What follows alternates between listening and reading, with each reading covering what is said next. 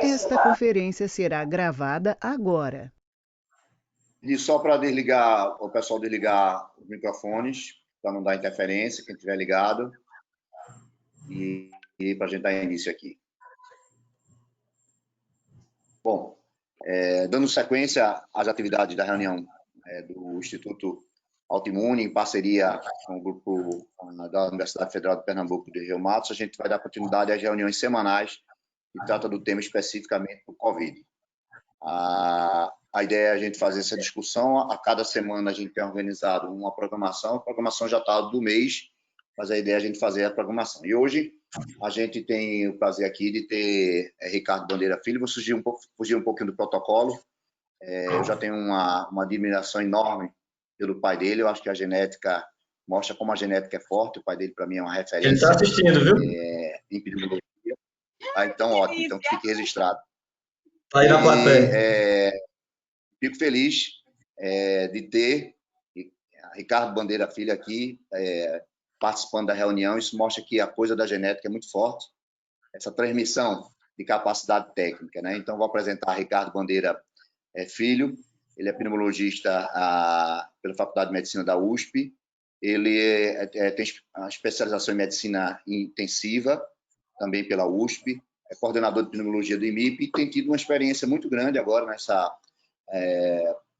pandemia pelo Covid, tanto na área privada como pública. E a abordagem, especificamente de hoje, vai ser exatamente essa questão do pulmão do Covid, para a gente entender, já que ele realmente é o órgão principal de injúria que tem levado a contribuir para desfechos fatais, claro, associada às outras injúrias, como cardíaca e renal, que tem ajudado nessa lesão induzida na imunopatogênese do vírus. Então, a palavra está com você. Ângela, quer fazer alguma observação aí? Claro, okay. Claro. Boa noite a todos. É um prazer imenso estarmos todos aqui mais uma vez. Ricardinho mora no meu coração, tenho um carinho muito grande por ele. É uma criança muito amada. Eu gosto dele pela postura dele, pelo conhecimento. Tenho uma admiração muito grande por sua mãe, por seu pai. Então, assim, para mim é um prazer muito grande ter você aqui no grupo da gente e seja muito bem-vindo, tá? Obrigada a todos. Vamos desligar os áudios, hein, gente? Só uma pergunta, vocês conseguem me ver, não? Ou só a tela? Eu estou conseguindo, Ricardo. Algumas pessoas conseguem ver, algumas deixam a tela toda projetada, mas a gente consegue ver. Tá, perfeito. Mas a tela também, né? Também, a tela está perfeita. Perfeito. Bom, primeiro, obrigado pelo convite, né, doutor Carlos, doutora Ângela, e é uma honra estar aqui com vocês e poder falar um pouquinho da experiência do que a gente está vendo em Covid, né, uma coisa que é uma situação nova e a gente está aprendendo todo dia. Acho que todo mundo, né, mudou o conceito do que é um artigo novo e um artigo antigo. A gente vê um artigo atualmente publicado sobre Covid que tem um mês, a gente fala, isso aí já está desatualizado. Porque a cada dia que passa a gente muda um pouco nossa visão da doença e coisas que só a vivência prática dão, né? Em relação a essa apresentação, não tenho nenhum conflito de interesse, tá? O SARS-CoV-2, que faz a doença chamada Covid-19, foi descrita no final de 2019, um foco na China, foi genotipado, né, esse novo beta-coronavírus, e tem 2 subtipos, LS, não tem uma aplicação clínica muito bem conhecida de grande magnitude ainda, ou não tem. Tem uma maior transmissibilidade no estágio inicial da doença, né, nos pacientes infectados há pouco tempo, recém-infectados e sintomáticos, tem um tempo de incubação de até 14 dias, em 99% das vezes, mas a maior parte dos pacientes começa a ficar sintomático do 4º para o 5º dia de doença, de infecção. Fator de risco para mortalidade, de fato, é o que a gente tem visto na prática aí nesses últimos 3 meses de atuação em Covid. Pacientes idosos, sem dúvida, fazem uma doença muito mais intensa, com comorbidades já pré-existentes, né, principalmente cardiovascular, pacientes diabéticos, pneumopatas, hipertensos, oncológicos. Os obesos complicam bastante e o sexo masculino. É uma doença que a gente vê o homem com um desfecho muito pior. Tanto em termos de acometimento quanto de desfecho mesmo. A maior parte dos pacientes, de fato, vai ter uma doença muito leve, né? Com ou sem ou apesar de qualquer remédio que seja dado. 14% dos pacientes vai internar com a doença um pouco hipoxêmica, com um pouco de dispneia, e 5% de fato vão para a UTI. Febre, letargia e tosse seca, sem dúvida, são os sintomas mais frequentes que a gente vê na prática clínica e baseado em evidência. Os pacientes complicam, quando entram numa fase inflamatória mais intensa, eles fazem uma síndrome respiratória aguda grave, né? Muitas vezes acompanhada de lesão renal aguda, é absolutamente frequente você ver o paciente entubado em hemodiálise, quando ele entra na cascata inflamatória desproporcional, vamos dizer assim. A lesão cardíaca também acontece, seja por um acometimento miocárdico ou agressão miocárdica ou lesão isquêmica. Infecções secundárias acontecem em hemodinâmica também. 14% dos pacientes infectados vai precisar de... tem algum microfone ligado aí. Vai precisar de suplementação de oxigênio, os pacientes hospitalizados um percentual maior. Intubação é algo que é frequente, a gente já teve algumas fases de vamos intubar todo mundo precocemente, aí de repente a gente descobriu essa coisa que na verdade já foi descrita há algum tempo, mas que a gente colocou em prática há pouco, que é a prona em ventilação espontânea, a gente começou a perceber e que de fato é uma coisa que a gente vê funcionando, né? O paciente está saturando 84, 85 na máscara com reservatório a 15 litros, em supina, você prona, o paciente vai a 95, assim, em questão de segundos. É bem interessante de ver. E a gente começou a esticar um pouquinho mais a corda, de repente a gente acha que perdeu um pouco a mão, esticou demais e intuba um paciente numa situação mais desfavorável. É muito de avaliação caso a caso, mas a intubação ainda é muito frequente, né? Homens idosos, sem dúvida, são intubados com mais frequência e a mortalidade chega, normalmente, mais da metade dos intubados. Tem trabalhos até falando em 81% de mortalidade em paciente que vai ao tubo. Isso é algo acima, né?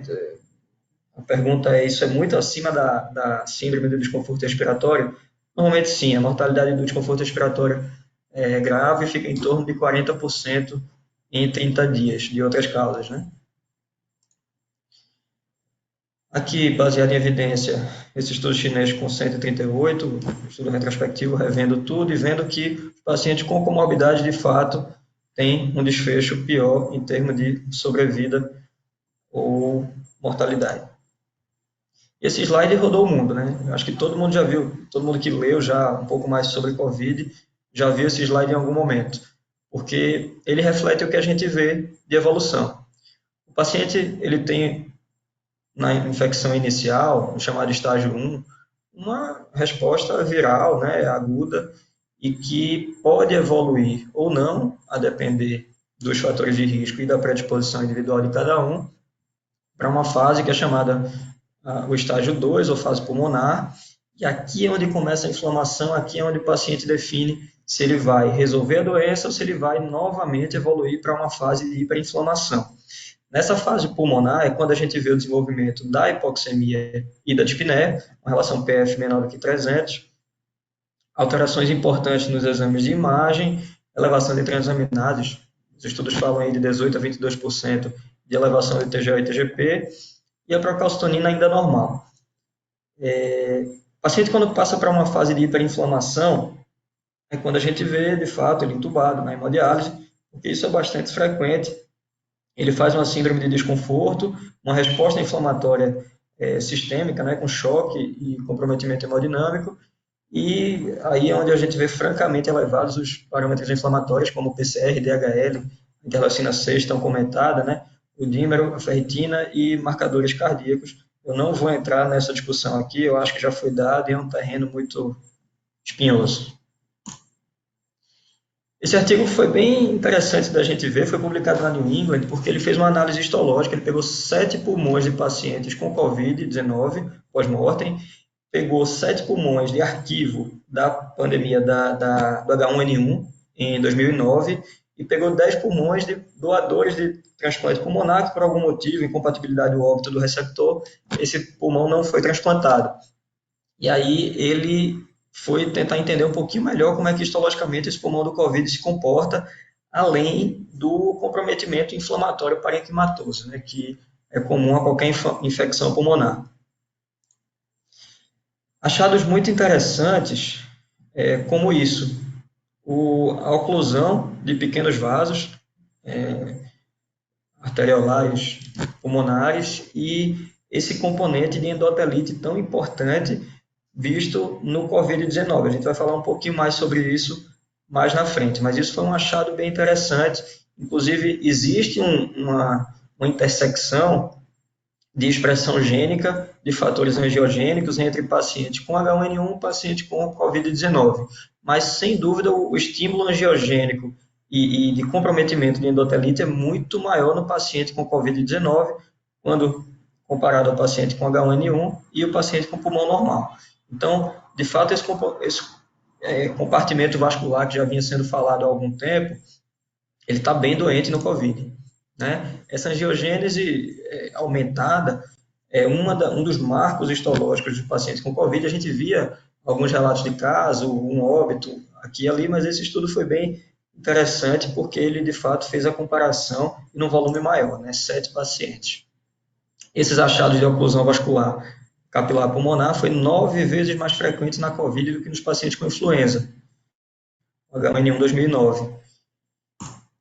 E esse achado parece favorecer bastante esse diagnóstico de infecção pelo SARS-CoV-2 com um comprometimento vascular, né? O compartimento vascular bem doente e participando da hipoxemia.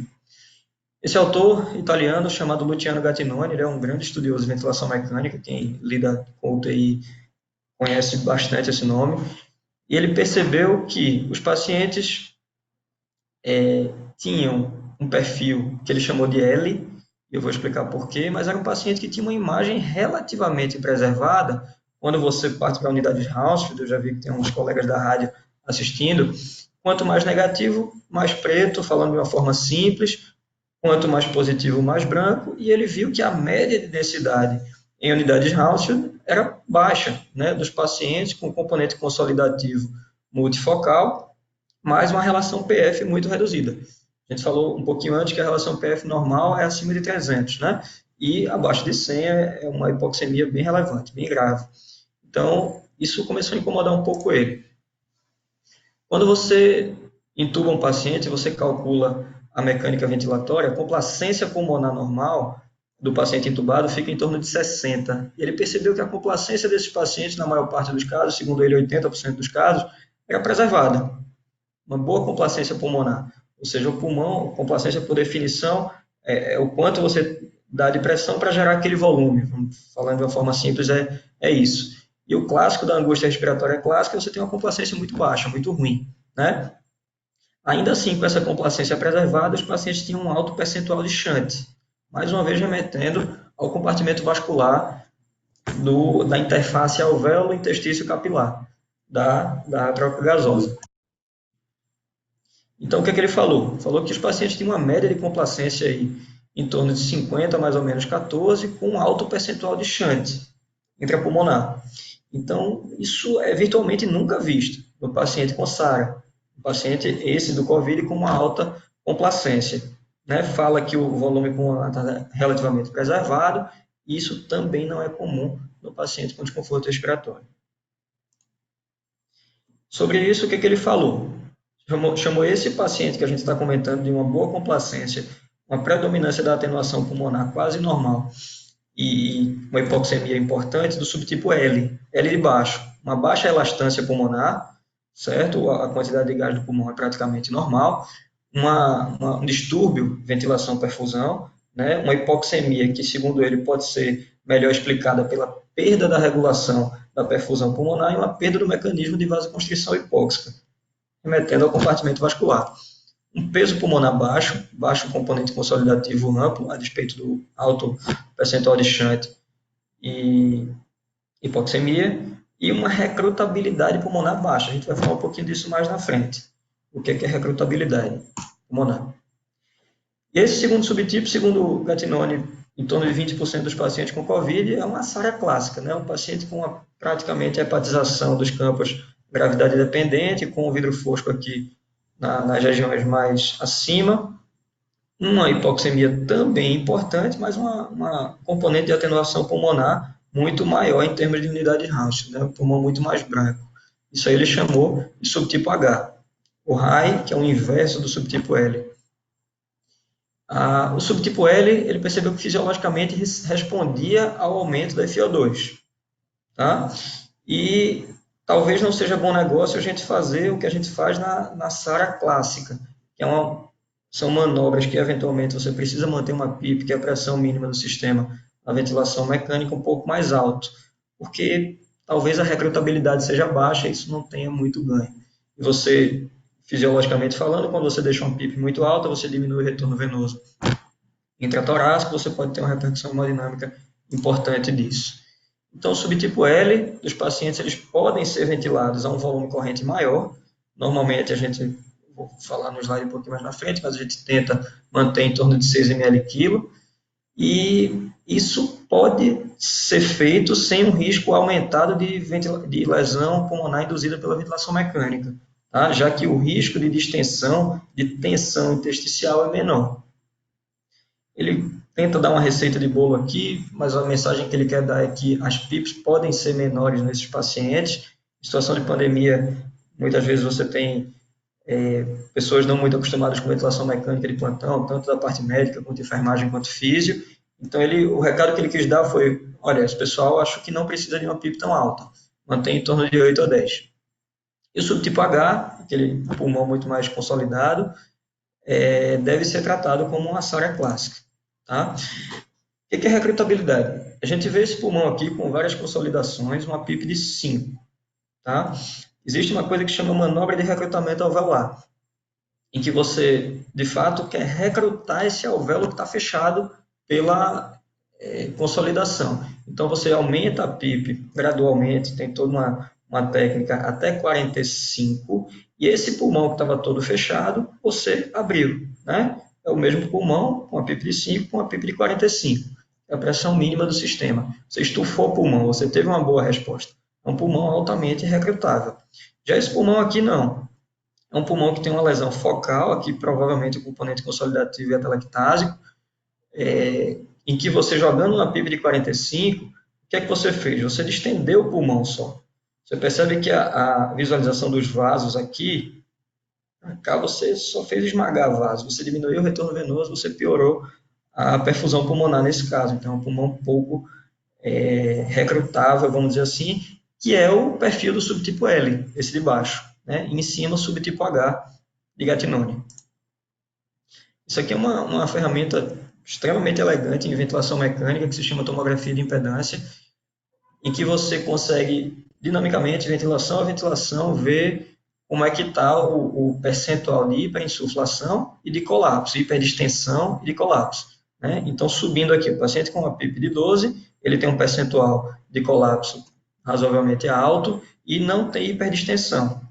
À medida que você aumenta a PIP, 14, 16, 18, você vai diminuindo o percentual de colapso pulmonar ou atelectasia, né, colabamento, e você vai aumentando a hiperdistensão alveolar. Quando a gente faz o cálculo da complacência, da resistência, a gente faz um cálculo da média do sistema. Né? O paciente, a gente sabe que existem vários efeitos fisiológicos que podem acontecer na ventilação mecânica quando o pulmão não está homogeneamente acometido. E, baseado em gráfico, você pode tentar colocar a PIP ideal daquele paciente. Então, uma PIP de 7 nesse paciente, muito colapso, pouca hiperdistensão, você vai aumentando a PIP, você vê que aqui em torno de 15 ele alcançou um combinado interessante entre colapso e hiperdistensão. A partir daqui você tem o mesmo colapso com um pouco mais de hiperdistensão, mais hiperdistensão, sem colapso. Então, no gráfico aqui, hiperdistensão, colapso, não é coincidência que uma PIP de 15 aqui fica um combinado bem interessante em termos pulmonares. Então, isso é uma tabelinha que você deve usar, ou tenta usar, né, como manobras de conduta em termos de ventilação mecânica, de condução pulmonar desse paciente. Catéter nasal de alto fluxo, a gente não tem muita prática aqui, alguns hospitais particulares têm. Volume corrente a gente tenta em torno de 6 ml quilo por peso predito, pode reduzir a 4 caso a complacência seja muito ruim, pode aumentar até 9, segundo Gattinoni, caso a complacência esteja muito boa. Manter uma pressão de platô menor do que 30, né? A pressão alveolar chamada, então isso lesa menos alvéolo. Uma PIP, caso a caso. Manobra de recrutamento, ele fala que para o subtipo H, que a gente mencionou, tem pouco valor. Bloqueio neuromuscular se necessário, posição prona, 2 manobras para hipoxemia mais importante, ou assincronia, né? Óxido nítrico, cheguei a usar em um paciente, mas um paciente com hipertensão pulmonar associada.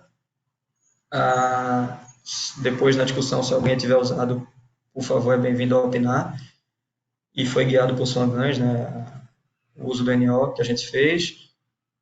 Tentar, todo pneumologista gosta de pulmão seco, né? Então, você tenta manter o paciente com um balanço levemente negativo, terapia de substituição renal quando necessário, antibiótico quando suspeita de infecção bacteriana, corticoide não recomendado, mas isso dá pano para muita discussão, cabe uma nova apresentação só para discutir corticoide em COVID. Minha opinião é que tem o paciente candidato sim ao uso. Então, a gente falou um pouco da parte histológica, estamos falando da parte fisiológica, depois a gente vai entrar um pouco na questão da imagem no COVID. Você tem que individualizar a ventilação mecânica. Quem tem vivência de UTI com ventilação mecânica, com pulmões bem comprometidos, você pode calcular a complacência pulmonar do seu paciente, a resistência das vias aéreas. Derivado desses dois, você calcula a constante de tempo, que é proporcional ao tempo de esvaziamento alveolar, e o cálculo da auto-PIP para saber até onde de frequência respiratória você pode ir sem fazer aprisionamento de ar por hiperinsuflação dinâmica. Você pode ser mais permissivo no paciente subtipo L. Em geral, para colocar em um slide, uma ventilação mecânica com volume corrente ideal. Quando você engorda, você não ganha pulmão. Você perde pulmão por complacência de caixa, na verdade, né? Então, você não pode usar o peso real, baseado na estatura e no sexo, você vê o peso ideal do paciente. A gente já comentou quando usa 4, pulmão pior complacência, até 8, 9, pulmão de melhor complacência. Uma pressão de distensão menor do que 15, uma PIP titulada caso a caso, se possível diariamente, a depender do nível de sedação e bloqueio do paciente, neuromuscular. Uma pressão de platô baixa, e você pode sim lançar mão de altas frequências respiratórias. Quando você usa uma ventilação mecânica muito protetora, você tende a hipoventilar esse paciente. Você pode entrar numa situação gasométrica que se chama de hipercapnia permissiva. Mas muitas vezes, para você manter uma ventilação respeitosa, você precisa ganhar volume minuto, ventilar seu paciente com altas frequências.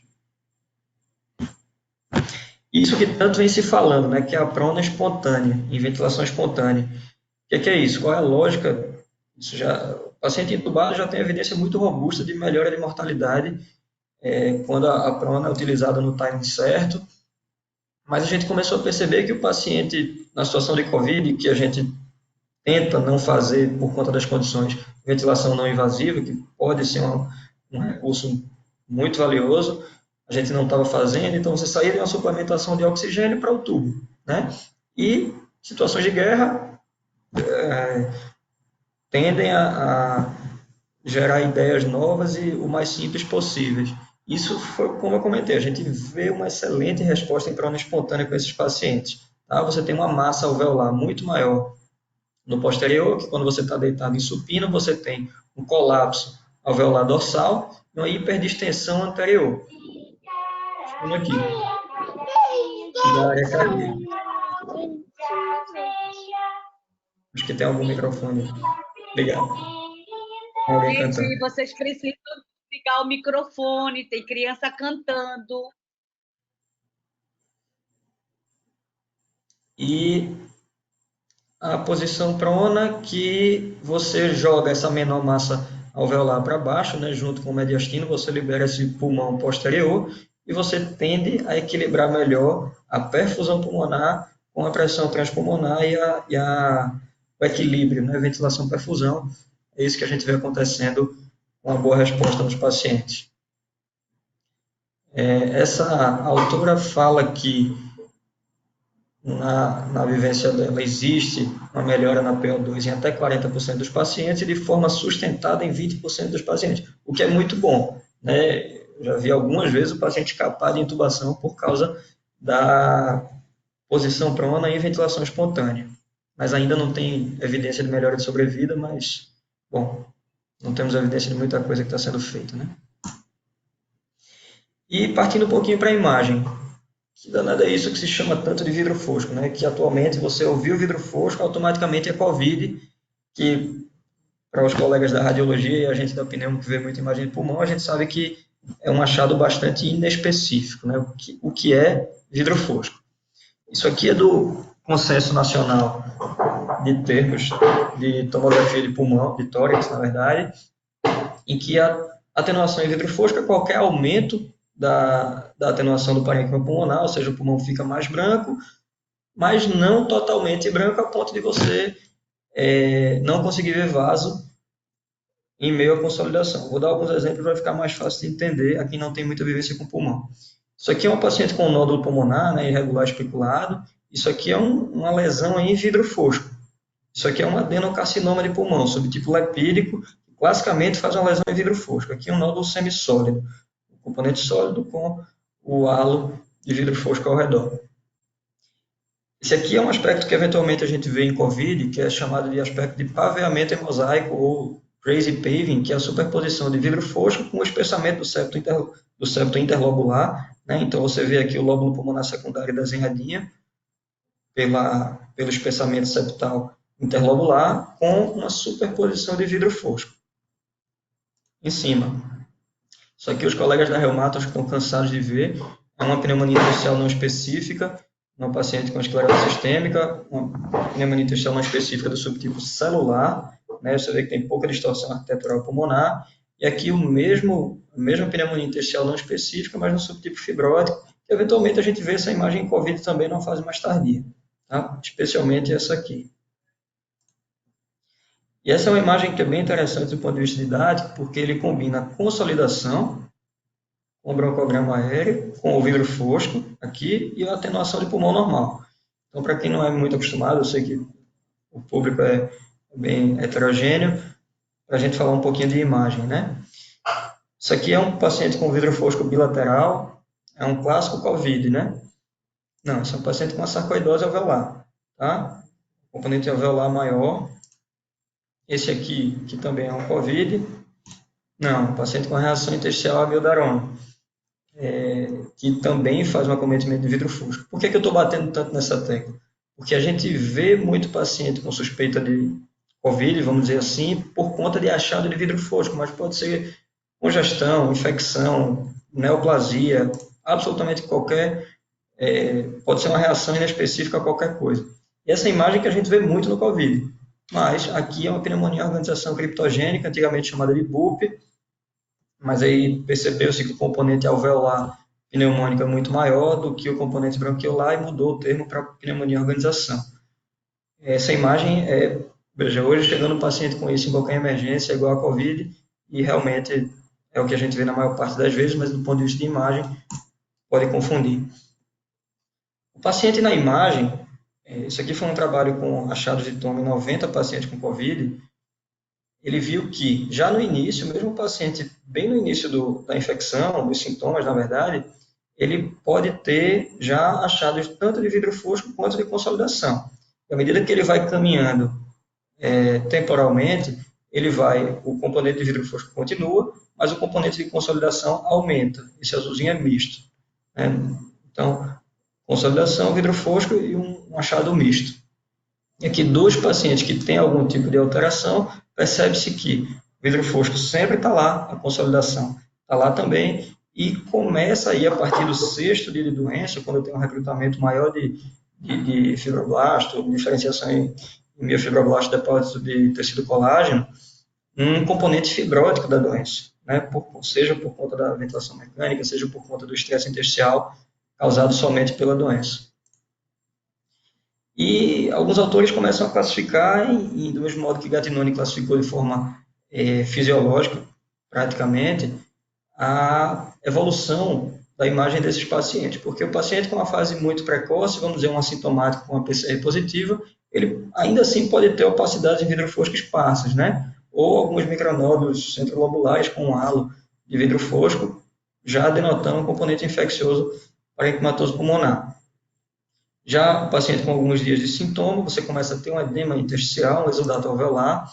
Isso aqui é uma colega médica de 32 anos que internou, então você vê focos muito tênues, né, de aumento da atenuação, vidro fosco, até com tendência consolidativa.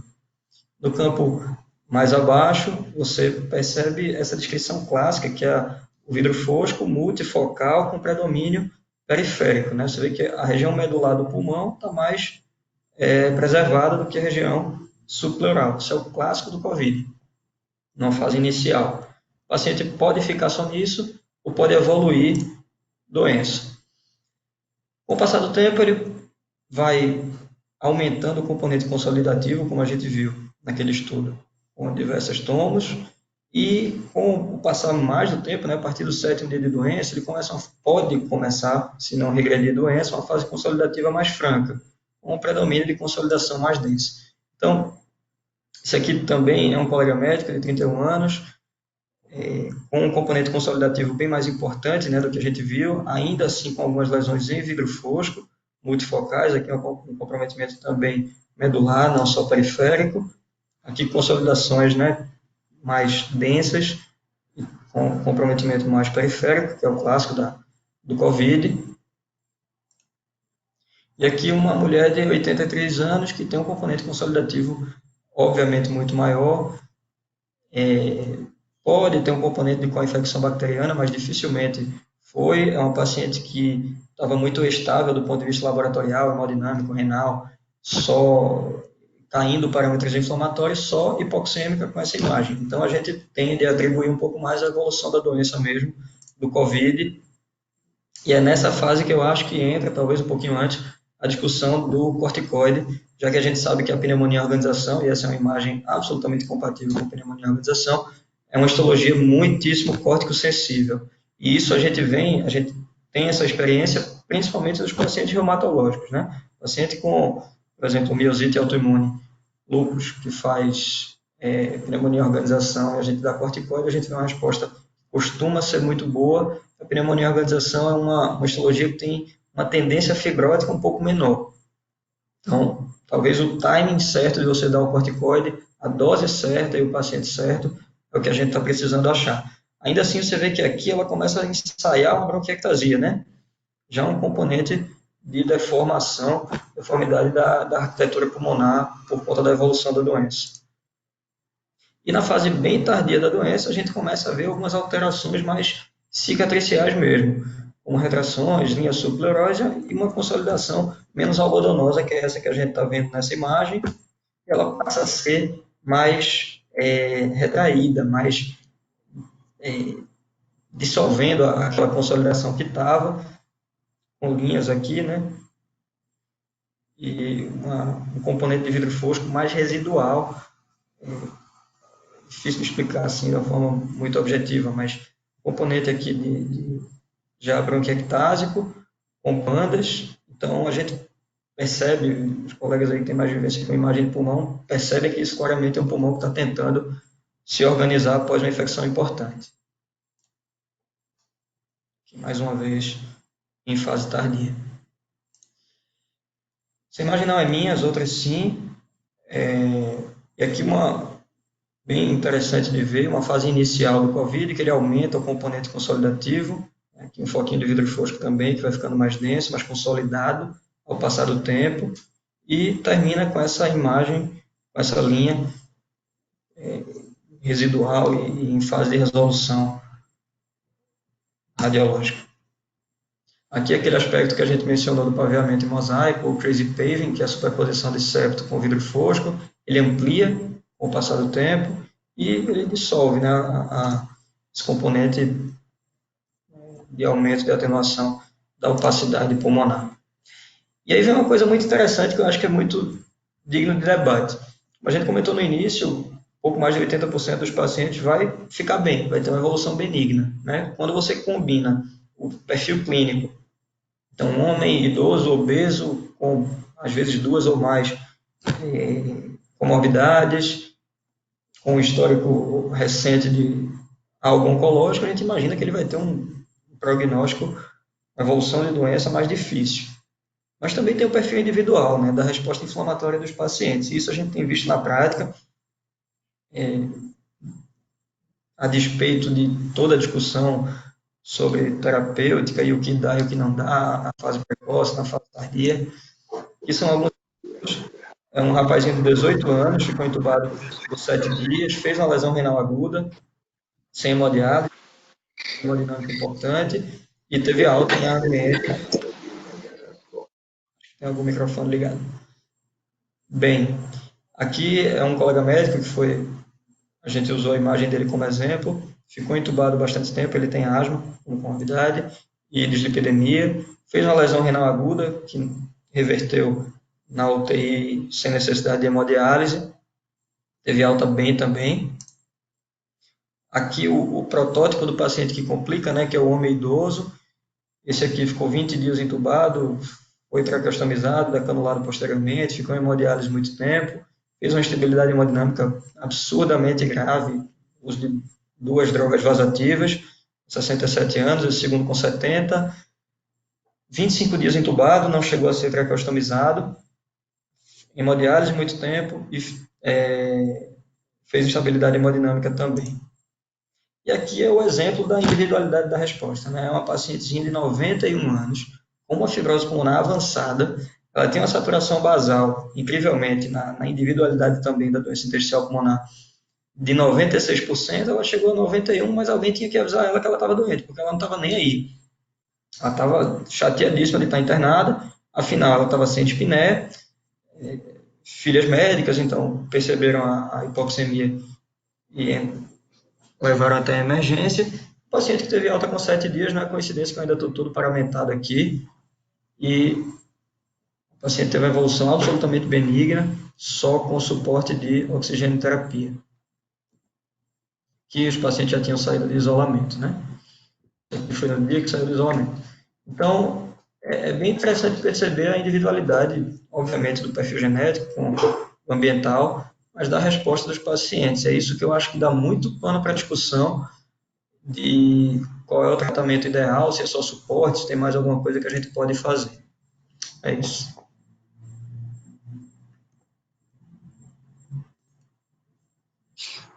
Ricardo, excelente apresentação, aprendi um bocado. Acho que aprendemos todos um bocado. E a gente abre essa espaço para debate, né? Como era de esperar, uma apresentação brilhante, fruto dos investimentos que você tem feito aí ao longo da sua precoce carreira, mas já realmente mostrando aí que você está aí na vanguarda e à frente daí, dessas situações de difícil controle, né? Mas eu acho que a gente pode abrir para a pergunta, tem uns espaços aqui para questionamento. Ângela, a gente pode começar a fazer as primeiras perguntas, enquanto o pessoal vai se animando aí para fazer alguns questionamentos. Uma das perguntas, Ricardo, tem surgido alguns artigos, inclusive da radiologia, somente do grupo francês, saiu nas últimas semanas, a questão de embolia pulmonar, né? Porque uma das coisas que a gente vinha discutindo aqui, até no próprio grupo, né, de forma até atrevida, de que a gente fica imaginando com esse componente de dedímero alto, de componente do paciente que queria fazer eventos trombóticos, qual a importância, na verdade, da embolia pulmonar, contribuindo, claro, para esse desfecho fatal. Tem saído alguns estudos mostrando que até 22%, quando feito técnica específica para protocolo para embolia, tem embolia, ou seja, 23% de pacientes que estão em ventilação mecânica têm embolia. Isso realmente é, obviamente, extremamente preocupante. Eu queria ouvir sua opinião. Quando a gente faz aquelas tomografias, né, e aí falando novamente como clínico, a tomografia que não é para protocolo de TEP, né, às vezes nem usa contraste, e é claro que eu sei da dificuldade de um paciente em ventilação mecânica, com esse grau de gravidade, com uma terapia de ser deslocado para fazer um exame de imagem. Então, a pergunta é, qual a sua percepção em relação à embolia pulmonar, a contribuição dela para essa alta letalidade, e em relação aos protocolos? A gente faz profilaxia. Quando é que a gente sente a necessidade de fazer ou discutir a possibilidade de fazer heparina não profilática, mas terapêutica. Era uma dessas questões que a gente tem dúvida se isso, de fato, está contribuindo para esses desfechos tão altos. Desfechos fatais, claro.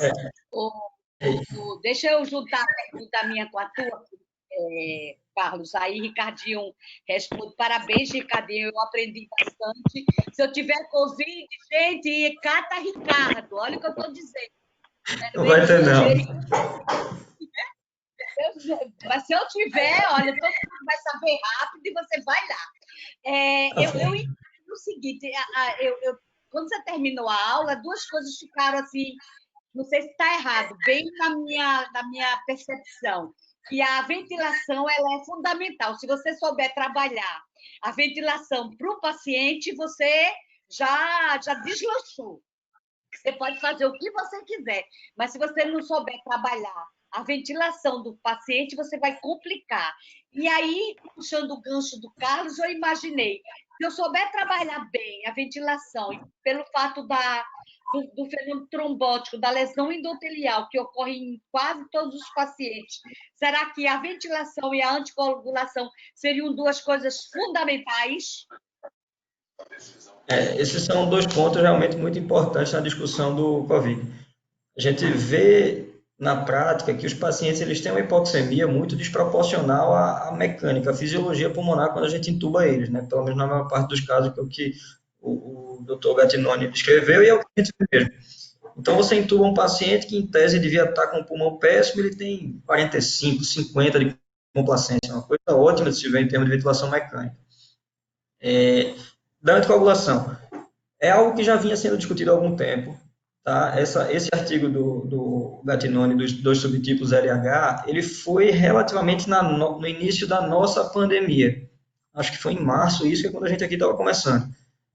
E a gente já discutia isso em termos de vamos começar uma anticoagulação um pouco mais agressiva nesses pacientes, principalmente depois daquele trabalho que viu que ele pegou o dímero dos pacientes e foi cortando em multiplicações do dímero, e viu que quando você tinha um dímero acima de 6 vezes a normalidade, que para a gente é 3.500, discute se no idoso você multiplica por 10, mas aí é outra coisa, multiplica a idade por 10 e isso é o valor normal de referência do dímero, mas você deveria anticoagular de uma forma mais importante, justamente pela desconfiança desse mecanismo vascular, né, de disfunção endotelial vascular importante na fisiopatologia da doença.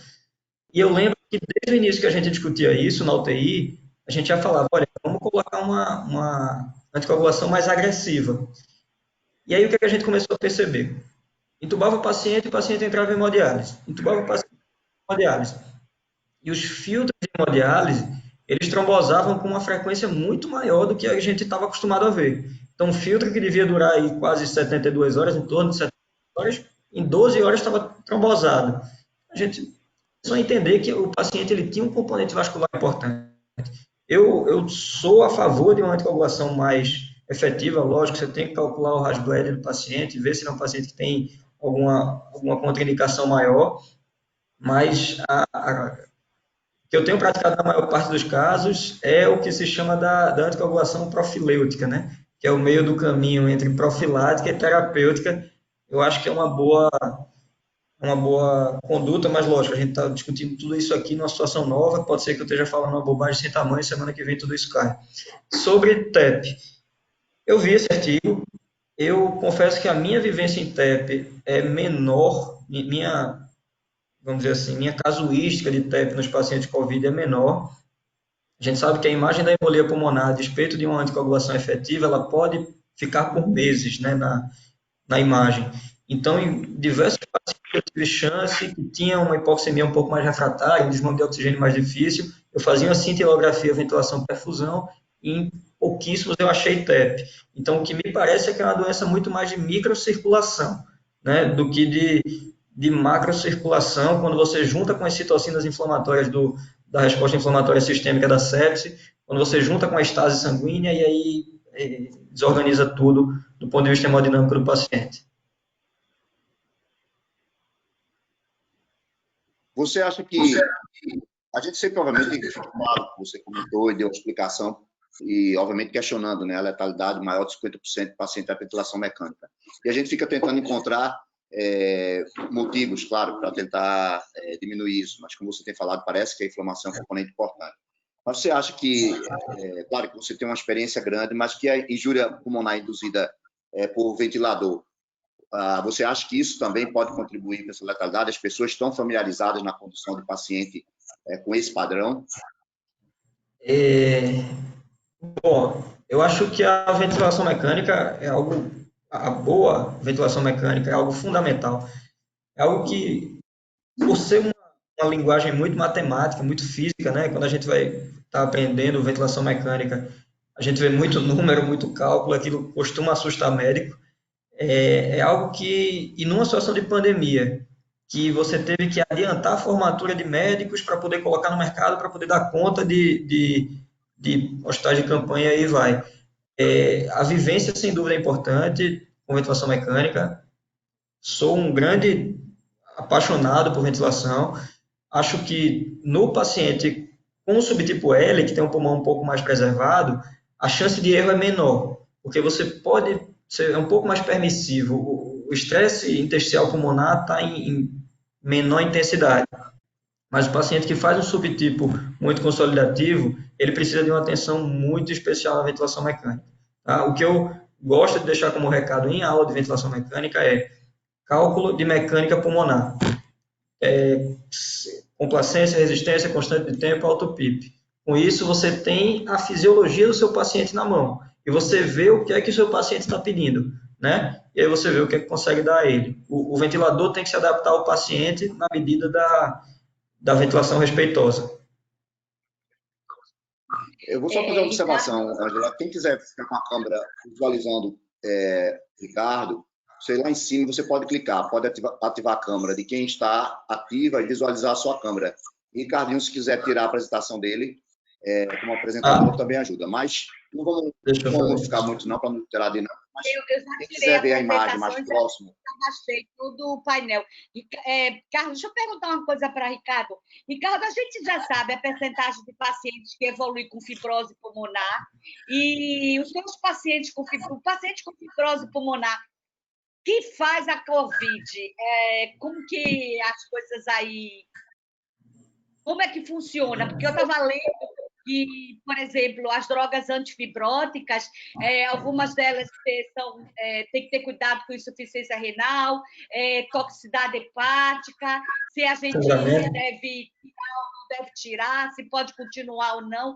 Fala um pouquinho de fibrose pulmonar intersticial como complicação da COVID e a COVID dentro da fibrose pulmonar intersticial. Tá. A gente... Deixa eu aproveitar, Ricardinho, para aproveitar e responder a pergunta só. Tem várias perguntas aqui que foi feito sobre esse mesmo tema. Aproveitando aí, tem algumas perguntas aqui sobre a história da fibrose, se já tem um parâmetro de evolução desses pacientes que fazem imagem de vidro fosco, fibrose, em relação à bronquiolite obliterante. A doutora Rita Brito aqui fez uma pergunta. E qual o papel do corticoide inalado nesses pacientes? Então, respondo primeiro essa questão da progressão de fibrose. Algumas pessoas têm perguntado aqui, tem outras pessoas que perguntaram, fizeram a mesma pergunta em relação à evolução desses quadros pulmonares, se já tem alguma evidência disso. O Alexandre Domingos também perguntou. Tá. Eu acho que a gente vai começar a acompanhar esses pacientes ainda. A gente percebe uma tendência fibrótica pós-infecciosa, como a gente percebe em várias infecções, né? Infecções graves, na verdade. Uma coisa que é bem interessante você ver em paciente com SARA, de acompanhamento de desconforto respiratório pós-alta, naquela imagem que a gente viu que tem uma hepatização da parte gravidade dependente do pulmão, esse pulmão está protegido do estresse intersticial. Então, é muito interessante você ver a imagem de um paciente pós-SARA que tem fibrose do campo da metade do tórax para anterior, e a parte posterior fica eventualmente preservada, porque aquele pulmão que não estava tão distendido, fica preservado. Sobre o paciente com fibrose pré-existente, né, ao COVID, eu vi... Bom, qualquer infecção em paciente com doença intersticial complica bastante a evolução dele. Ele é um paciente que já tem um pulmão com uma complacência ruim, com elastância aumentada, E a gente vê essas pletismografias ou disfunção pulmonar simples gente com 60% de capacidade pulmonar, ou que seja, e esse paciente, quando ele vai para a ventilação mecânica, tem algumas estatísticas, já que no paciente com doença intersticial estabelecida, intubado, a taxa de extubação pode ser menor do que 5%. Então, paciente com interstício que intuba, seja por que infecção for, o prognóstico já é bastante ruim. Vivi essa situação, tá? De paciente evoluir mal. Ao mesmo tempo, vivi a situação dessa senhora de 91 anos, com a fibrose pulmonar avançada, que tinha tudo para dar errado. Saiu ótima, reclamando que tinha ficado internada. Porque o interstício do paciente que tem fibrose pulmonar, ele é muito irritável, vamos dizer assim. É uma situação que você distende o pulmão e o interstício pela taquidispneia da infecção e você acorda esse interstício tanto pelo componente de autolesão pulmonar quanto pelo componente infeccioso. Então, você pode acordar a doença intersticial do paciente unicamente pela infecção. Eu desconheço se tem algum segmento de grande número de pacientes a longo prazo, imagino que não, é tudo muito recente, né? Para ver fibrose pulmonar pós-Covid, mas a gente já vê na prática que sim, os pacientes ficam com o componente fibrótico. Bronquiolite obliterante, não sei responder. Imagino que a gente vai ter alguns casos que é uma forma também de fibrose peribronquiolar, na verdade, aí não é muito do interstício pulmonar, em resposta à infecção, uma fase tardia. Imagino que a gente vai ver alguns casos sim, mas ainda não vi e nem li nada sobre se tem algum trabalho. Aí, só respondendo a questão do corticoide, tanto o Rita perguntou sobre corticoide inalável, mas também Carolina perguntou no que diz respeito a BUP, se corticoide oral, venoso, complementando o que a Rita disse, corticoide inalável. Corticoide inalado. Eu não sou muito partidário, não tenho trabalho disso, né? Mas eu não sou muito partidário de corticoide inalado em paciente. A BUP, a pneumonia em organização, é uma alteração intersticial, muitas vezes com uma tendência fibrótica menor, mas é uma alteração intersticial.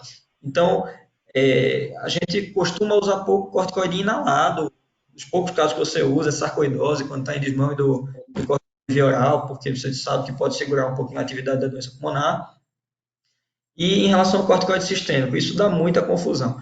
Tem uma meta-análise grande que viu correlação de uso de corticoide com aumento de mortalidade, né? Só que a gente estava até discutindo essa meta-análise. Só que aí você vai subanalisar os trabalhos que foram incluídos. Um trabalho que incluiu 1.200 pacientes, uma dose cavalar de corticoide, coisa assim teve até pulsoterapia com 1 grama dia de corticoide, mas a média de uso de metilprednisolona era em torno de 600 mg dia, tá? Hidrocortisona, dose de 800 mg dia, ele não fazia menção ao timing do início do corticoide, em que fase da doença o paciente estava, porque quando alguém vem conversar comigo e me pergunta, você acha que é uma boa ideia dar corticoide para esse paciente? A primeira pergunta que eu faço é, quanto tempo de doença ele tem? E a segunda é, como é que está a imagem dele? Porque não acho que seja uma boa ideia você dar muito no início, na fase de viremia, na fase de lesões em vidro fosco, que costumam ser muito pouco corticosensíveis. Eu acho que é uma boa ideia você dar numa fase mais consolidativa de imagem, com alguma repercussão pulmonar, obviamente. Então, tem pelo menos assim uns 2 ou 3 casos de cabeça, que era uma paciente que eu olhei e falei, essa é a candidata perfeita de receber corticoide. Por quê? Estava numa fase tardia, após o 12º dia de doença, hipoxêmica, parâmetros inflamatórios sistêmicos indo, com estabilidade hemodinâmica e o rim ok. Então, é muito difícil você ver um paciente que está numa fase francamente inflamatória, piorando do pulmão com o rim bom, e segundo com a hemodinâmica boa. Então, eu olhei a imagem, muita consolidação, inclusive uma delas essa que eu coloquei na imagem, uma imagem bem consolidativa, e as respostas foram muito boas, tá? O que eu tenho feito, aí é totalmente discussão de especialista, né? O pneumo gosta bastante de corticoide, algumas outras especialidades menos ou mais, é dado em torno de... Isso, por favor, isso não é... O reumato também gosta, viu? O reumato também gosta. Estamos entre fãs de corticoide aqui, mas, mais uma vez, isso não é recomendação, isso não é instrução, isso é o que eu tenho feito como especialista que tem visto muito. Em torno de 1 miligrama quilo de metilprednisolona numa fase mais tardia, com o componente consolidativo mais importante. Quando você pega essa análise, você exclui esse trabalho maior com 1.200 pacientes, o uso do corticoide não impactou em maior mortalidade. Ele comenta isso na meta-análise. Então, se você pegar só a conclusão do trabalho, medicina baseada em abstract, né? Se eu ler só a conclusão do trabalho, o corticoide aumenta a mortalidade em COVID, você vai criar uma situação de pânico. Eu acho que não é isso. Não é assim. Não tem que encaixar o paciente numa caixa e dizer que é bom ou é ruim baseado no... Então, seguindo essa linha aí que você está comentando, surgiu alguns questionamentos. Pode. Eu vou só liberar aqui, então. E tem algumas perguntas aqui. Seguindo só essa linha do uso do corticoide, também se mostrou, né, obviamente, uma casuística pequena, né? Também em SAIS, em MESC, o corticoide não tinha grande benefício. Alguns artigos de revisão, até em outras infecções, não metacoronavírus. E aí você fala da resposta inflamatória sendo um componente importante na lesão pulmonar. Obviamente, você vai dar muito mais impressão, né? Mas eu vi que no português, alguns pacientes estão utilizando anti-interleucina 6, como nos pacientes gravemente enfermos, claro, pensando no choque, na sepsis como toda. Mas qual é a sua percepção, ou se você viu, obviamente, alguma descrição disso, a gente não tem, claro, não tem estudo, o que a gente está fazendo aqui é muito também da impressão e da suposição, se talvez, como corticoide, alguns mostram favorável, outros não, pode levar a injúria. Será que o uso de drogas anticitocina seria um benefício, PNF, L6? O que está mais em voga aí, pelo menos de imunobiológico, vamos chamar assim, é o tocilizumab, né? O anti-interleucina 6 vem sendo super bem discutido. Eu acho que existe a janela de uso do tocilizumab, tive experiência com ele. Entrando nessa lógica, quando você dosa, um dos fatores que está mais relacionado com mortalidade em COVID é a dosagem de interleucina 6, né? Sistêmica. Então, você bloquear essa via da interleucina 6 pode ser uma boa ideia. Você tem que lembrar do componente que você está lidando com um paciente agudo em uma UTI, que a maior parte das vezes, imagino eu, vai estar entubado. Então, você pode predispor ele à infecção secundária de uma forma importante. Você bloqueia, você perde o parâmetro da PCR, você perde o parâmetro da febre do paciente, né? Tanto que um dos critérios para você utilizar a segunda dose do tocilizumab é o paciente que persiste com febre 12 horas após a primeira aplicação. Eu acho que é uma via possível. Os trabalhos são animadores, mas eu acho que falta um trabalho que realmente, como de tudo em COVID, venha fazer um estudo mais robusto. Mas o que se tem de evidência para tocilizumab parece ser uma droga animadora. A gente só acho que certo dela do início da cascata inflamatória. Deixa eu só comentar uma coisa que o Ricardinho falou. A gente vai abrir já para vocês, gente. Só um minutinho. Ricardinho falou na janela de oportunidade. Quando a gente estuda patogênese, que eu sei que Carlos estuda você e vários estudam patogênese, eu pelo menos vejo que a anticoagulação, a corticoterapia, bloquear citocinas, eles têm que racionar. Ainda não aprendeu, é o momento, é a janela, é o momento exato para usar. Então, se você não usar no momento exato, aí você complica. Então, por isso que precisam de desenhos bem elaborados, para que essas respostas surjam. Lembrando que o grande problema de você bloquear interleucina 6 chama-se infecção. E se o paciente tiver infectado, em sepse, você não vai poder fazer interleucina 6. Ou você está naquele momento que já perdi o time, vai para óbito, então é tudo ou nada. Mas você tem que ter esse racional. Você não acha, Ricardo? Sem dúvida. 30% dos pacientes também faz plaquetopenia em COVID, né? E esse é um efeito adverso também do próprio tocilizumab, né? Isso, você tem que ver a plaqueta como está, você tem que ver o neutrófilo como está acima de 2.000. Veja, você está em UTI com um paciente obviamente infectado pelo COVID e você quer bloquear a cascata inflamatória, deixando a porta fechada para a infecção. Muitas vezes você vai ver os trabalhos, o percentual de febre nos usuários de tocilizumab altíssimo. Então você fala, putz, isso é só da infecção viral, isso é da cascata inflamatória com a infecção bacteriana. uma medicação que, obviamente, abre porta para infecção. Essa janela me parece ser muito estreita, né? Não sei se mais gente aí também teve experiência com tocilizumab e pode testemunhar. A Décio ia fazer uma pergunta, né? Foi a Décio? Não sei. Eu achei a voz parecida. Era Décio? Eu não sei, eu acho que era o Alano, boa noite.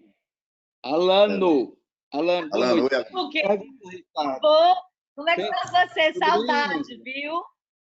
Tá bem. Pergunta, pensando em pós-Covid, Ricardo, você já mostrou aí uma tomografia que você tinha mostrando retração, diminuição do volume pulmonar. A minha pergunta são duas.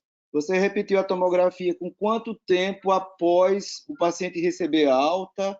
Porque, assim, que me corrijam os radiologistas, depois de uma injúria pulmonar, o intervalo de tempo seria de 45 a 60 dias para você ver se essas lesões seriam permanentes ou não.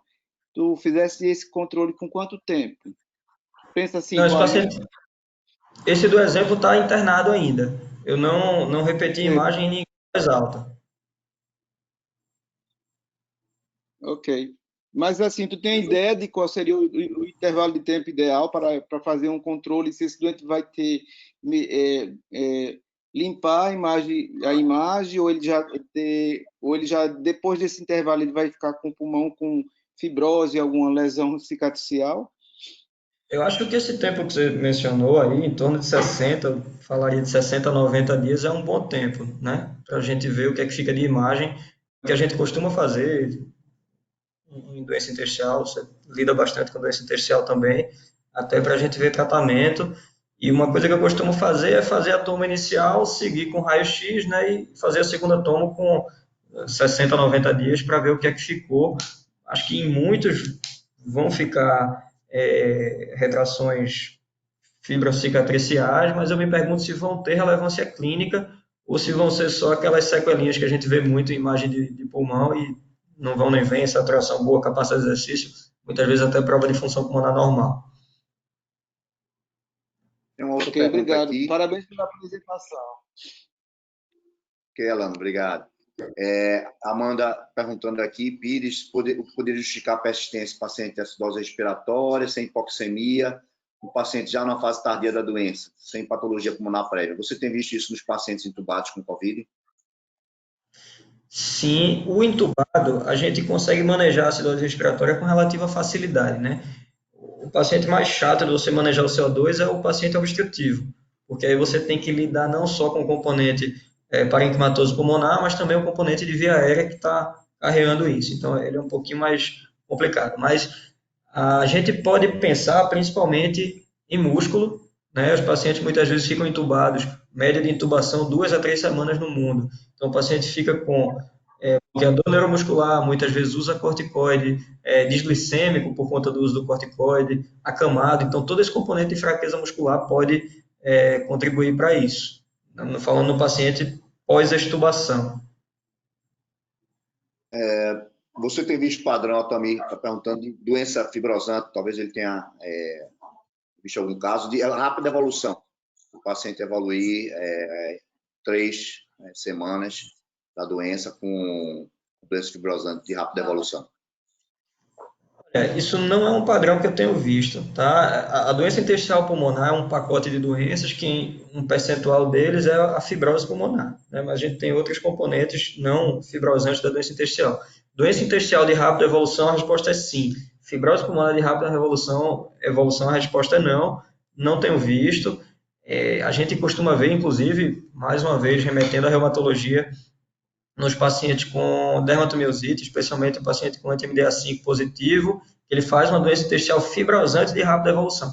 Mas, além dessa situação, é pouco comum a gente ver fibrose pulmonar evoluir muito rápido. Ok.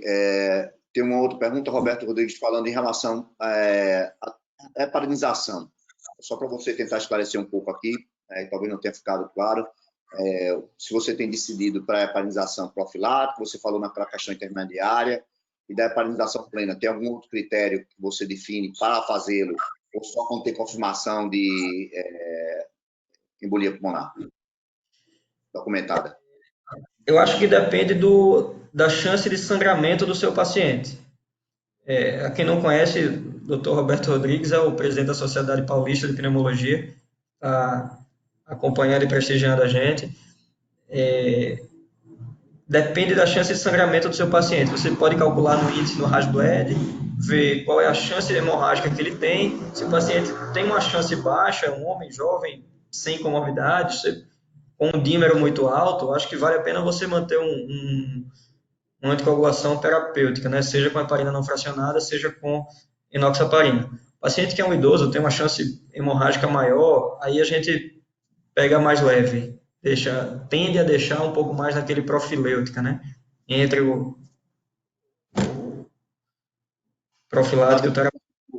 Sarmento, agradecer aí a Roberto Rodrigues está prestigiando aí. Mas, em relação à questão ainda em relação à trombose venosa profunda, a gente também é uma outra discussão que alguns grupos têm feito, se eventualmente, obviamente tem esse evento endotelial pulmonar, mas periférico.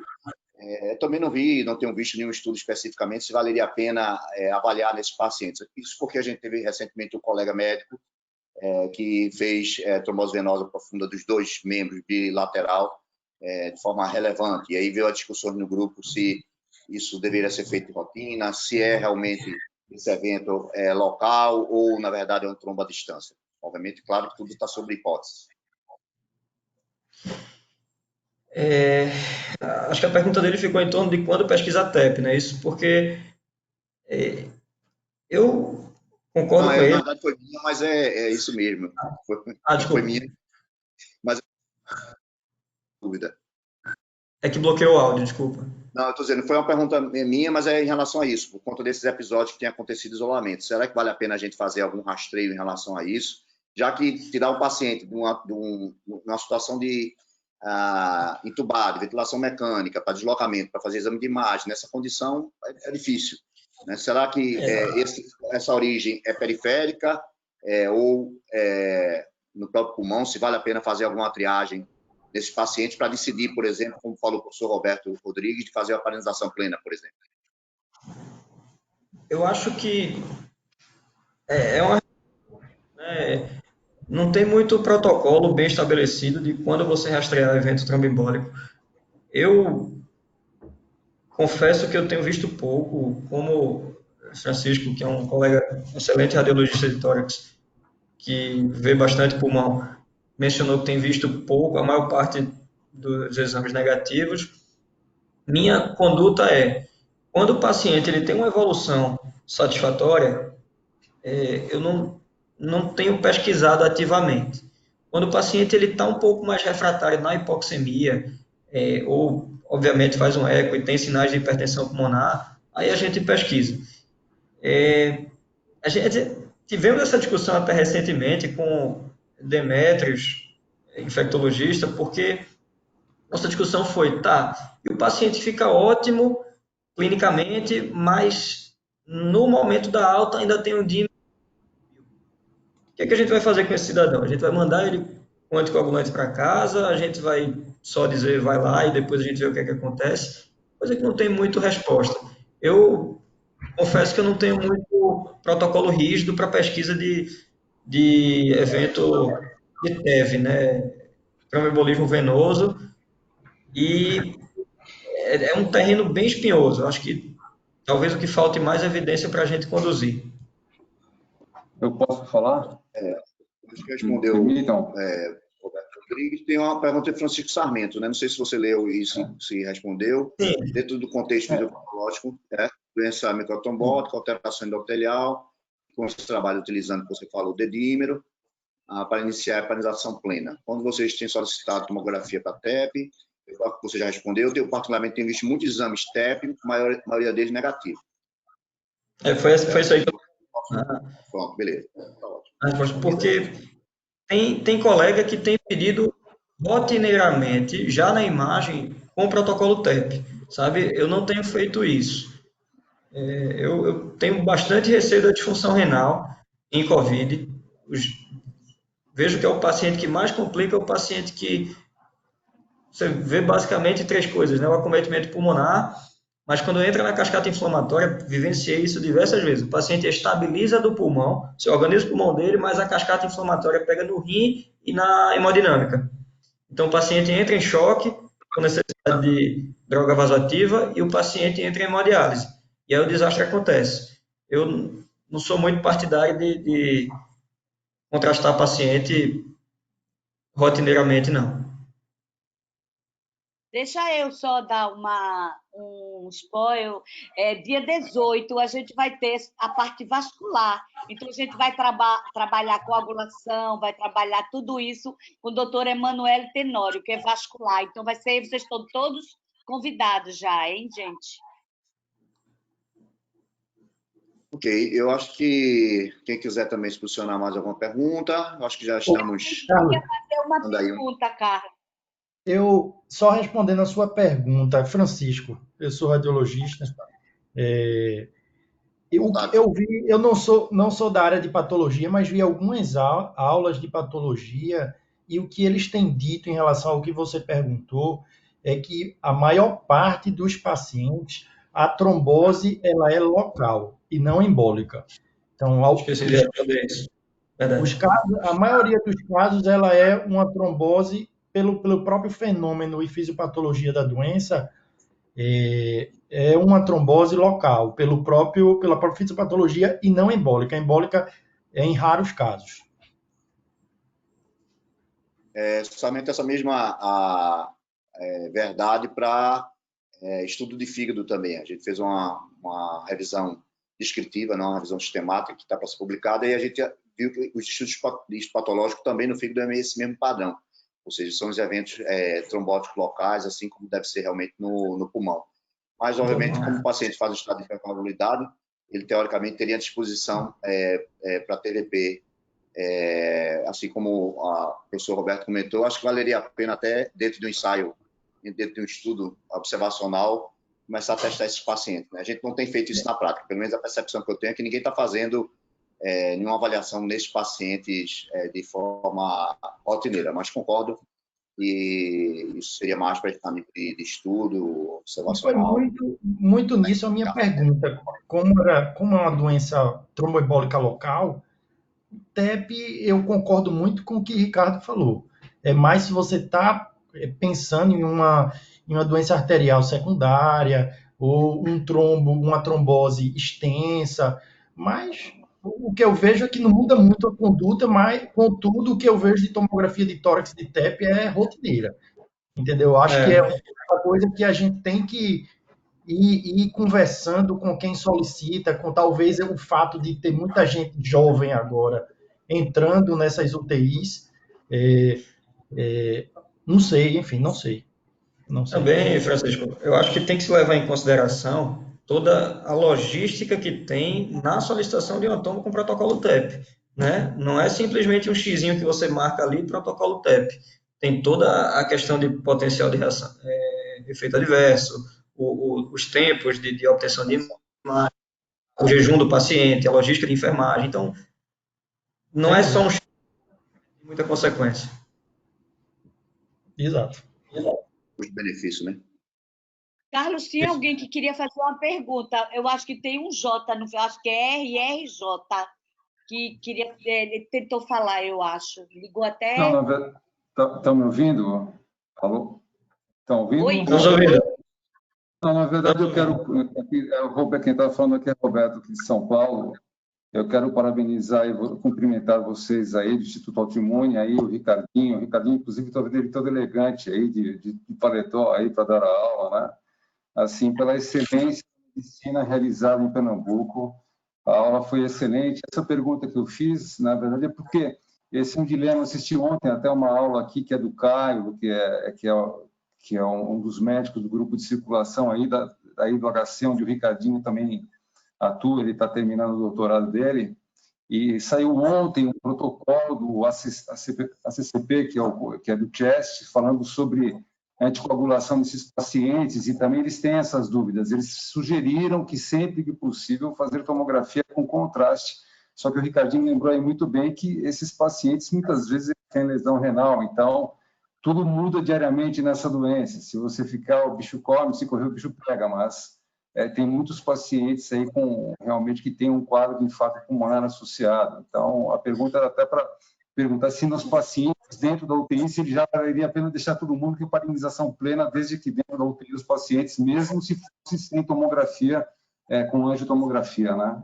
É isso aí. Mais um cumprimento para vocês, uma saudação aqui de São Paulo, esse povo maravilhoso, dessa medicina maravilhosa de Pernambuco. É isso. Obrigada. Um detalhe em relação a isso, a gente tem que levar em consideração também o tipo do contraste que a gente vai utilizar. E aí acho que Francisco pode falar melhor do que eu. Talvez o guideline do Chest orientando contrastar todo mundo, falando dos Estados Unidos, talvez eles tenham uma qualidade de contraste menos nefrotóxico, né, de rotina do que a gente. Então, talvez adaptando a realidade, eu não sei qual a opinião de vocês em relação a isso, que foi mencionado. Francisco está aí?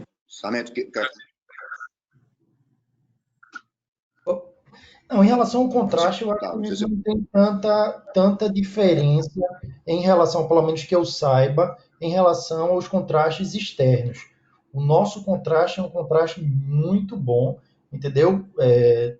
Similar ao que é utilizado em São Paulo e no exterior. Não acho que é muito o contraste. Talvez sejam outros fatores aí que eles estejam utilizando. Eu particularmente concordo, sou muito da linha do que Ricardo falou. Eu acho que ninguém vai deixar de tratar um paciente com dedímero bem alto porque a tomo está normal.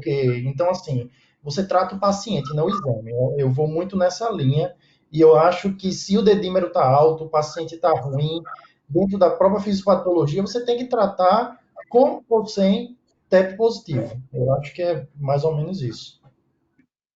Mas talvez uma dúvida é que, na verdade, a gente não tem essa convicção de que o dedímero ele é alto e em pacientes mesmo, às vezes com a forma leve, e a gente não sabe dizer exatamente a correlação. Se todo paciente tiver dedímero elevado, fazer o tratamento com heparinização plena, a gente estaria praticamente tratando todo mundo. Quer dizer, a gente não dá a minha pergunta para o Ricardo é isso. Dá para fazer uma correlação de cutoff, para você definir qual o paciente que poderia fazer a paralisação a partir só dos exames laboratoriais? Eu acho que esse é o grande desafio. Se fala muito no valor do dímero de 6 vezes a normalidade, né? Para você ser mais agressivo na anticoagulação do paciente, que para a gente aqui fica em torno de 3.000. É o que a gente tem feito, mas se estamos fazendo bem ou não... Ok. Eu acho que... Ângela? Alguém quer perguntar mais alguma coisa? Aproveitar que o Ricardinho está aí, a gente não deixa ele embora, não. Eu posso dar uma contribuição, vamos dizer, do que a gente está vendo da imagem.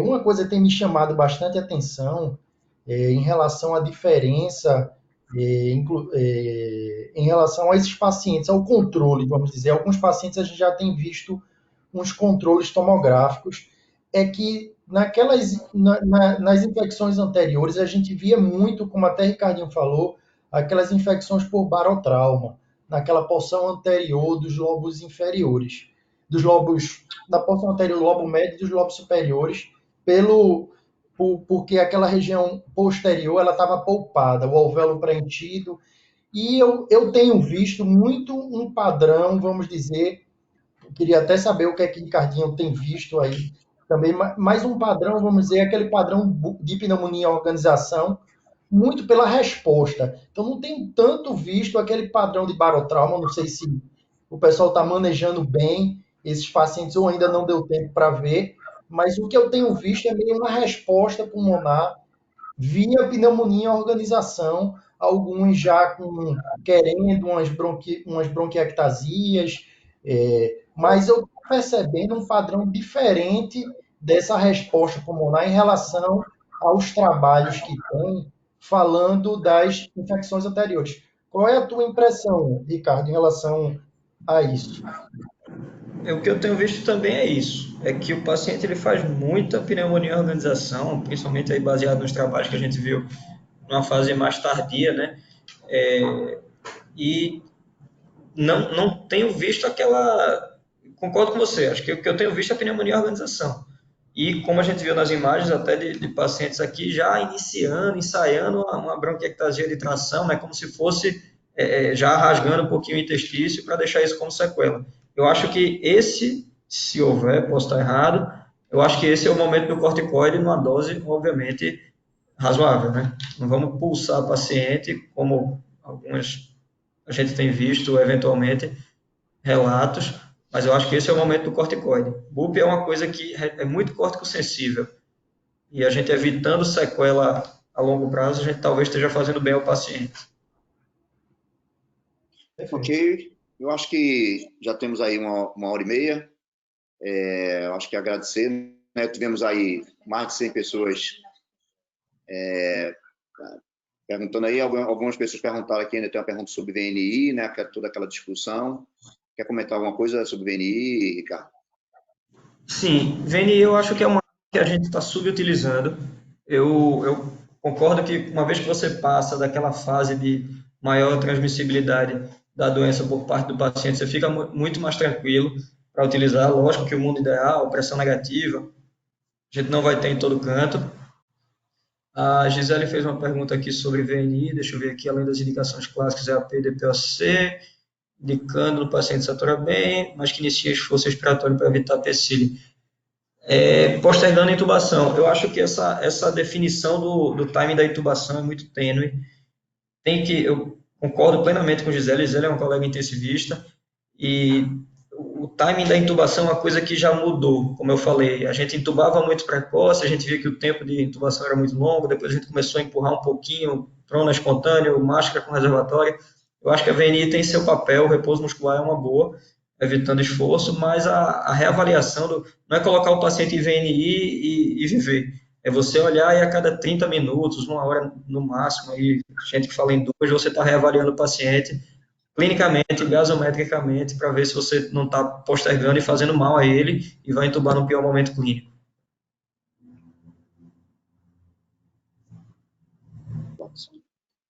Ok, eu acho que a gente agradecer, Ricardo, a excelente apresentação, agradecer as pessoas que estão participando, fazendo pergunta ativamente. Eu acho que essa é a ideia da dinâmica, né? Que a gente não tem tanta formalidade, tem esse espaço para fazer os questionamentos, a pergunta, dar sua opinião. E agradecer a Ricardo aí mais uma vez pela disposição de estar essa hora da noite dando essa aula. Agradecer, inclusive, ele é suspeito para eu elogiar ele, além de tecnicamente qualificado, ele que cuidou do meu irmão, que também ficou internado com Covid, e, claro, o desfecho foi favorável. Então, sou ainda mais suspeito ainda para falar. Então, agradecer a você e parabéns mais uma vez pela apresentação. Ângelo, você fecha aí o dia. Ok. Obrigada, Ricardinho. Obrigada mesmo pelo aprendizado, pela disponibilidade. Obrigada a todos vocês e até a próxima. Obrigada, Carlos, pela parceria. Até a próxima. Só muito obrigado pelo convite, boa noite a todos e estamos à disposição. Obrigado. A gente manda o e-mail com a próxima aula da semana, e todas as aulas estão gravadas no Instituto Virtual, no institutoautoimune.com, vocês encontram lá. Instituto Autoimune é fácil de achar, tá bom? Um abraço para todos e obrigado. Tchau, tchau. Boa noite. Boa noite.